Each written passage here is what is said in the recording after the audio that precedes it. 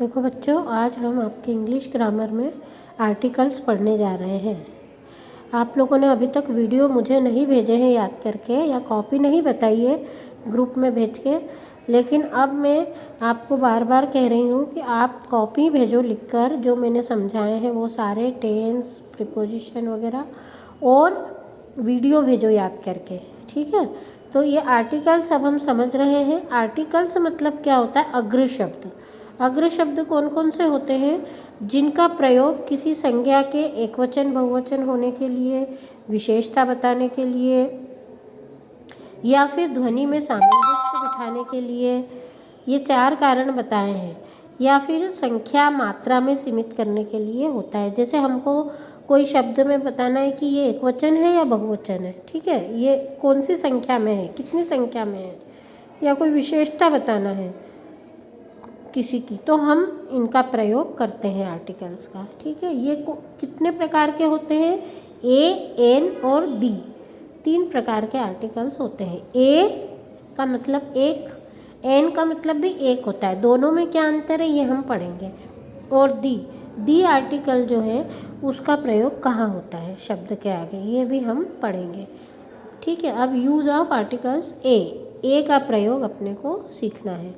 ए का प्रयोग नीचे दिया है, इसके 4 प्रकार बताए हैं। ए का प्रयोग कहाँ कहाँ पर होता है, तो सबसे पहले ए का प्रयोग देखिए।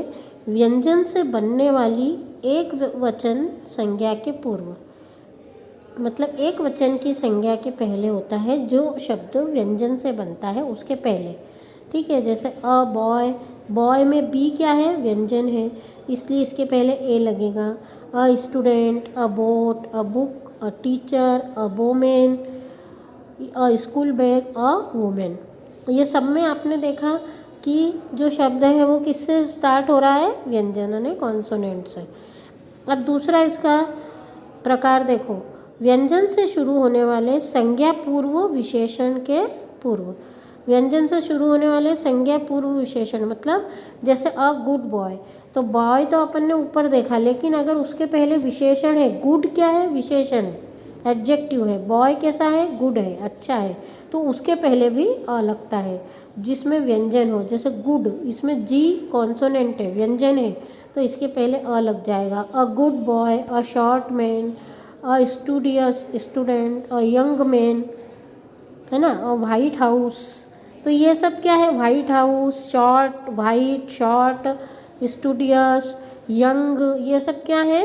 विशेषण है, इनके पहले भी अ लगेगा। अब तीसरा इसका प्रकार देखिए, अ किस में लगता है? व्यंजन की ध्वनि देने वाले एक वचन संज्ञा के पूर्व, मतलब जिसमें एक वचन होता है, ऐसी संज्ञा और जिसमें से व्यंजन की ध्वनि निकलती है, हम बोलते हैं तो व्यंजन की ध्वनि निकलती है। जैसे देखिए, अ वन आइड मैन, तो वन जो है ONE, ये वन ओ जो है ये तो स्वर है, लेकिन इसको बोलते समय हम वन बोलते हैं, वह व्यंजन है, इसलिए जो शब्द व्यंजन की ध्वनि देते हैं उसके पहले भी अ लगता है ना। A one eyed man, a 1 rupee note, यहाँ भी वन है। A 1 act play. इसी तरह से अ यूनिफॉर्म, यूनिफॉर्म में यू तो व्यंजन है, लेकिन यू जो है इंग्लिश का यू है वो स्वर है, लेकिन हम उसका उच्चारण किस तरह से कर रहे हैं? यू व्यंजन की तरह, है ना, इसलिए यहाँ पर भी क्या होगा? अ लगेगा। ऊ उच्चारण नहीं कर रहे हैं इसका, यू उच्चारण कर रहे हैं। इसी तरह से union, a union, a uniform, a European, a useful animal, a university. यहाँ पर आप देखिए यूनिफॉर्म, यूनियन, यूरोपियन, यूजफुल और यूनिवर्सिटी, इन सब में किसका उच्चारण हो रहा है? व्यंजन का, इसलिए यहाँ पर भी क्या लगेगा? अ लगेगा। अब चौथा देखो, जब व्यक्तिवाचक संज्ञा को जातिवाचक संज्ञा के रूप में प्रयुक्त किया जाता है ना। व्यक्तिवाचक संज्ञा जैसे राम, इसको हम जातिवाचक के रूप में प्रयुक्त करते हैं। संज्ञा आपने पढ़ी है, श्याम मैडम ने पढ़ाई है आपको, है ना, जातिवाचक जिससे किसी जाति का बोध हो। तो जब व्यक्तिवाचक संज्ञा को जातिवाचक संज्ञा के रूप में प्रयुक्त करते हैं तो भी अ का प्रयोग होता है। जैसे a Ram is wanted by the police, एक राम। तो एक राम से मतलब ये है, राम जो है पूरी जाति का प्रतीक है, तो यहाँ पर अ लगेगा राम के पहले। इसी तरह से India needs a Gandhi again, India को एक गांधी फिर से चाहिए। अब यहाँ पर गांधी का अर्थ वो गांधी जी नहीं, बल्कि गांधी जैसा व्यक्ति। तो ये एक गांधी एक जाति का प्रतीक हो गया, एक विशेष चीज का प्रतीक हो गया है, इसलिए क्या है यहाँ पर अ लगेगा। इंडिया नीड्स अ गांधी, है ना। तो समझ में आ गया ए का प्रयोग कहाँ कहाँ होता है। अब एन का देखिए, यूज ऑफ एन। एन का प्रयोग जो है सबसे महत्वपूर्ण, इसका नियम यह है कि एन का प्रयोग स्वर से शुरू होने वाली संज्ञा के पहले होता है। जैसे स्वर से शुरू होने वाली संज्ञा, जैसे एप्पल, एप्पल में ए है तो यहाँ पर हम एन लगाएंगे, ए नहीं लगाएंगे, एन एप्पल। अब यहाँ सारे देखो स्वर कौन कौन से होते हैं इंग्लिश में, ये तो आपको पता ही होगा ना। ए, ई, आई, ओ, यू, ये सब स्वर है। इनसे शुरू होने वाले जितने भी शब्द हैं उन सब के पहले एन लगेगा, बशर्ते कि उनका उच्चारण व्यंजन की तरह ना हो, जैसे यूनिवर्सिटी, यूनियन की तरह। तो आप देखिए सारे examples, an apple, an orange, an ink pot, an egg, an owl, an ox, an arrow, an answer, an aeroplane, an eye, an army, an umbrella. ठीक है। अब दूसरा इसका नियम क्या है, स्वर से शुरू होने वाले एक वचन संज्ञा के विशेषण के पूर्व, हमने जैसे पहले एन ए में देखा था ना, विशेषण के पहले गुड बॉय जैसा। तो अब इसमें भी ऐसा ही है कि यदि विशेषण में स्वर है, जैसे एन ओल्ड मैन, यहाँ पे मैन तो एम कॉन्सोनेंट है, लेकिन ओल्ड जो इसका विशेषण बता रहा है, व्यक्ति कैसा है, बूढ़ा है, ओल्ड है, तो ओल्ड इसका विशेषण है, लेकिन ओल्ड में ओ जो है वो स्वर है, इसलिए एन आएगा यहाँ पर। तो an old man, an able man, an old idiot, an important question, an upper berth, an ink pad. ठीक है। तो यहाँ पर हमने देख लिया कि ये सारे विशेषण के पहले भी एन लगेगा। अब तीसरा नियम देखिए इसका, व्यंजन से शुरू होने वाले किंतु स्वर ध्वनि देने वाले संज्ञा शब्द के पूर्व। व्यंजन से तो शुरू होते हैं, लेकिन उनकी ध्वनि कैसी निकलती, स्वर जैसी। जैसे हमने ए में देखा था कि जो स्वर है लेकिन ध्वनि व्यंजन जैसी देते हैं, है ना, उनमें ए लगता है, लेकिन यहाँ उल्टा है, व्यंजन से तो शुरू है लेकिन ध्वनि स्वर जैसी देते हैं। तो जहाँ भी स्वर जैसी ध्वनि वाले हैं सब में एन लगेगा। जैसे एन अगली मैन, अब यू तो स्वर है लेकिन हम इसका उच्चारण क्या कर रहे हैं, व्यंजन की तरह।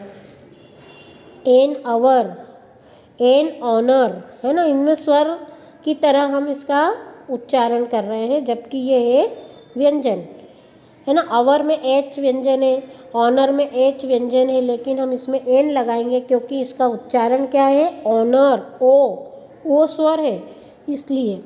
N honourable man, an honest leader, an air, है ना। तो ये सब जो है स्वर की ध्वनि दे रहे हैं, इसलिए एन लगेगा। अब एक विशेष नियम, स्वर की ध्वनि देने वाले संक्षिप्त रूपों के पूर्व, जो संक्षिप्त रूप है, जैसे एम ए एक डिग्री है, तो जो भी डिग्री होती है उसमें सब में क्या लगता है, एन लगता है। An M A, an M Com, an M L A, an L D T, an M P, an M S C, ये सब डिग्री है। An S I, an L D C, ये जितने पद हैं जैसे L D T, L D C, ये सब पद हैं, इन सब के पहले क्या लगेगा, एन लगेगा। ठीक है। अब ए और एन का समझ में आ गया, एन स्वर के पहले और ए व्यंजन के पहले। अब द जो होता है, द आर्टिकल, इसका प्रयोग कहाँ कहाँ होता है ये अपन देखते हैं। इसके कितने नियम हैं, इसके 23 नियम हैं कि द का प्रयोग कहाँ कहाँ होता है। द आपने देखा होगा, द का कोई अर्थ नहीं होता है, लेकिन हम इसका प्रयोग करते हैं शब्दों के पहले। जैसे स्टार्स के नाम के पहले, जितने स्टार है ना, सन, मून, सबके पहले द लगता है। फिर दिशाओं के नाम के पहले जितनी दिशाएं हैं, east, west, north, south, the east, the west, the north, the south. फिर तीसरा पहाड़ों के नाम के पहले, ये आप लेसन पढ़ते समय आपको आता होगा समझ में कि हम हिमालयाज नहीं कहते, द हिमालयाज, जितने भी पहाड़ हैं उनके पहले। फिर चौथा नदियों के नाम के पहले, द गंगा, द यमुना, है ना। समुद्रों के नाम के पहले, the Indian Ocean, the Red Sea, the Black Sea, the Bay of Bengal. अब टापुओं के नाम के पहले, जैसे the Andaman, the Nicobar, the Lakshadweep, है ना। इसी तरह से जहाज़ों के नाम के पहले, जहाज़ के नाम विक्रांत, विशाल, है ना, तो द विक्रांत, द विशाल। फिर प्रसिद्ध इमारतों के जितनी भी प्रसिद्ध चीज़ें हैं, इमारत हो या पुस्तक हो, जैसे the Taj, the Red Fort, the Royal Palace. पुस्तक जो प्रसिद्ध है, the Ramayana, the Bible, the Gita, the Quran. फिर जो जातियां हैं, the Hindus, the Muslim, the Jains, the Sikhs. फिर अखबार, जैसे द नई दुनिया, है ना। पद, the principal, the secretary, the president. फिर संकेतवाचक, जैसे हम इशारे में कहते हैं राइट जाओ, लेफ़्ट जाओ, तो the left, the right, the top, the bottom. इसी तरह से संस्थाएं जो बनी हुई है उनके पहले, द गुजराती स्कूल, है ना, द छत्रपति शिवाजी स्कूल। जो मतलब संस्थाएं हैं उनके पहले भी। विशेषण की तीसरी श्रेणी के पूर्व, विशेषण में आपने पढ़े होंगे superlative degree, positive, imperative, superlative, है ना। तो सुपरलेटिव जो डिग्री होती है विशेषण में, जैसे गुड अने अच्छा, बेटर अने दोनों में से अच्छा, और बेस्ट अने सबसे अच्छा, तो ये बेस्ट तीसरी श्रेणी है, तो उसके पहले भी द लगता है। The best, the greatest, EST लगता है तीसरी श्रेणी में, द हाईएस्ट। तो यहाँ पर विशेषण क्या, जातिवाचक संज्ञा, the cow, the dog, the horse. फिर वाद्य यंत्र जितने भी हैं, the violin, the drum, the flute, ये सब वाद्य यंत्र के पहले। संज्ञा का संकेत देने वाले विशेषण के पहले, जैसे जिससे हमको संज्ञा का पता चलता है लेकिन है वो विशेषण, जैसे रिच अने धनवान, ये विशेषण है। लेकिन द रिच, द पुअर, गरीब। दिन के प्रमुख भागों के पहले, जैसे the morning, the evening, the afternoon.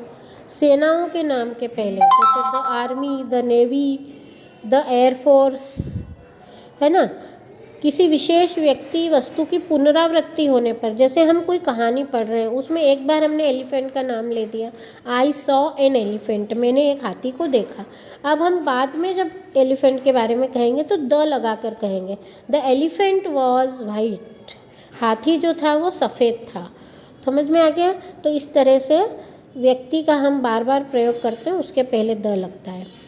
फिर राष्ट्र नागरिक वाचक विशेषण के पहले, जैसे अंग्रेज लोग तो द इंग्लिश, हिंदू तो the Indian, French the French.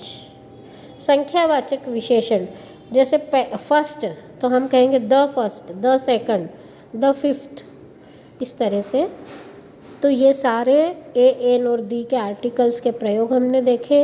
अब इसमें इस पे आधारित जो आपकी बुक में एक्सरसाइज है वो तो आपको करना ही है, मैं भी एक्सरसाइज भेजूंगी। आज आपका होमवर्क ये है कि आपको ये सारे प्रयोग कॉपी में लिख लेने हैं और एक्सरसाइज जो मैं कल भेजूंगी वो आपको कंप्लीट करना है, ठीक है। और आप याद कर कर के वीडियो भेजिए ग्रुप में, क्योंकि ग्रुप में मुझे एक भी लड़की का वीडियो नहीं दिखा याद करके भेजा हुआ। मैंने आपको शीट बनाने को भी बोला था कि शीट बनाओ आप, तो वो शीट भी आपने नहीं बनाई है ना। तो आपको क्या क्या काम करना है, शीट बनाना है, टेंस की कॉपी में कंप्लीट करके कॉपी भेजना है ग्रुप में, और वीडियो याद करके भेजना है। आज जो मैंने पढ़ाया वो आपको कैसा लगा, आप ये वीडियो सब्सक्राइब करो, जितने भी वीडियो मैंने भेजे हैं सब सब्सक्राइब करो और उनको ओके करके ग्रुप में भेजना है, कॉपी में इसको लिखना है।